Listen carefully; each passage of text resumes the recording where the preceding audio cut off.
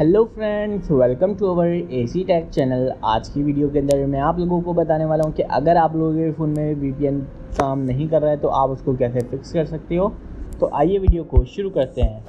सबसे पहले आप लोगों को ऐप स्टोर के अंदर आ जाना और वीपीएन की आप लोगों को एप्लीकेशन को ओपन कर लेना है एंड देन इसको अप टू डेट कर लेना है। ठीक है दोस्तों, अपडेट करने के बाद आप लोगों को सेटिंग्स के अंदर आना है। सेटिंग्स के अंदर आने के बाद आपको यहाँ पे जनरल का ऑप्शन मिलेगा, सिंपल आपको इसके अंदर आना है।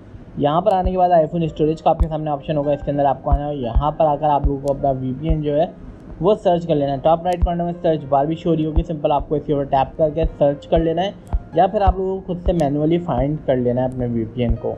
मैं यहाँ पर सर्च कर लेता हूँ वीपीएन को। सिंपल यहाँ पे हमने टाइप किया वीपीएन और यहाँ पे इसको आना है और यहाँ पे आके ऑफलोड ऐप का हमें ऑप्शन मिल रहा है, इसके ऊपर टैप कर देना है और आपको अपनी वीपीएन की ऐप को ऑफलोड कर देना है।